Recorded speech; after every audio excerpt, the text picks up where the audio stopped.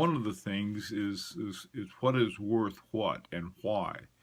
The first time we talked about the Holy Trinity of watches made up of Patek Philippe, Vacheron Constantin, and Audemars Piguet. Those are the three elite ones. Now, today, what I want to do is take a look inside of those watches and some other related watches to see what makes them so special.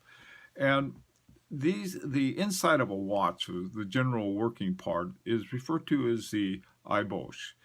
And we can start with a rough division of the types of ébauches. You have watch companies that make their own, and watch companies that use other companies that specialize in making them. The largest Swiss ébauche maker is known as ETA, and ETA makes them for millions and millions of different watches. Some very expensive, some very inexpensive. So the ones we're going to look at to begin with is, in order to see the difference, we're going to look at the very best. Now, the big difference that you can actually see if you take the back of a watch off and you look at the movement inside of the watch, you can see certain things that'll tell you right away something about the watch, how good it is. And this is in the way watch parts are made. They're made by machine milling, and these tools come around and they cut out the different pieces using a process called milling as opposed to stamping. Stamping's much cheaper, and they just big stamp like a cookie cutter comes in and stamps out the metal for you, whereas milling is more little more delicate, we'll say. But even so, when you after the parts are milled, you have a lot of rough edges, and there's the process called finishing, and it can take a person years to become a good finisher, and not all companies have finishing because it's expensive. It is an added cost. So the first type of finishing is called drawing, and this is getting off all of the excess pieces of metal that are on there and making everything nice and smooth and meeting certain standards of measurement.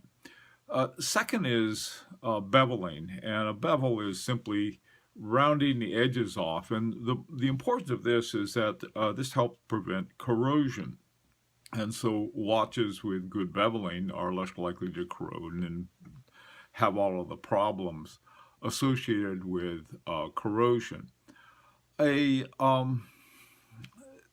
Another type of finishing work is called circular greening or pearlage, like making these little pearl shapes all over the back of the ébauche. So now that does nothing but well, I suppose it might get a few little pieces of metal off, but for the most part, what it does, it simply is a decoration. And it's a decoration that no one's going to see because the watch is closed. Now, if you have a kind of watch that's open at the top where you can see inside, then you'll be able to see it. But for the most part,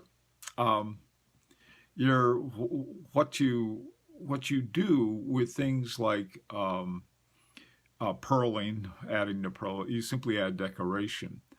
Another important process that you'll see in good watches, in your elite watches, is called the Côte de Genève or Geneva waves, and these are these lines that you can see in different of the ébauches.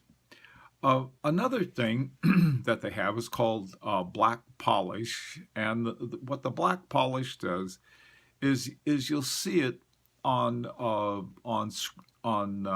different parts, and it's a process for finish polishing on that. So certain parts will be dark because of it.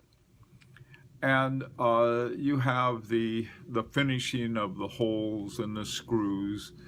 And the screws are very important. They have, it may not sound like much, but they hold everything together on the inside. And so you really need good quality screws, and they have to be milled and everything else for it.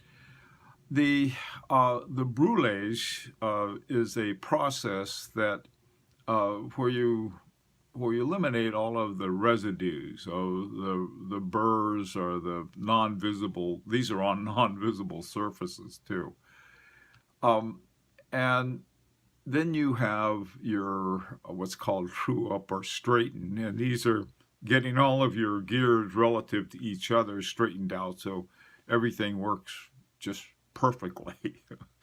Okay, now this is what a top-notch watch company has in its watches. Now the other kind is, here you get into huge amounts of debate, and it usually comes down to ETA or non-ETA. And let me say something for the sake of ETA. The ETA threatened to not make its parts available to anybody other than those that were part of the Swatch group that owns ETA. And the other watch companies they had a fit. Now, the ones that don't use ETA ébauches, they were okay with it, but some of these other ones weren't. And the Swiss government said that was unfair competition to not allow everyone to have it. So I think the big criticism isn't so much that the ETA ébauches are bad, but who's going to pay $20,000 for a watch when you can get the same inner workings in a watch that costs $25? And this is where you get into a racket. Now, and by racket, I don't mean I mean the racket between people who make and collect watches. They have very, very strong feelings about this. But when in looking at this, you can really see the difference. If you look at the ETA, they don't have all of the kind of finishing work that you find on the ébauches that are made by your top watch companies, or your watch companies that want to have a luxury watch that perhaps aren't part of the very top, but they'd like to be up there. And in looking at some, you can see the Holy Trinity ones are all have the finishing work on them to a greater or lesser extent all throughout the ébauche. So but when in looking at the ETA, you see things that are they're clean, and you don't have a lot of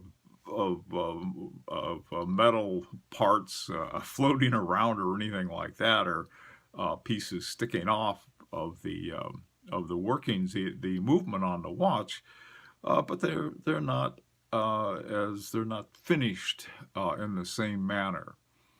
So that's pretty much it. It's not it's not a terrible thing to have an ébauche made by some other company, but one of the big differences is between the companies that make their own and the ones who use somebody else's.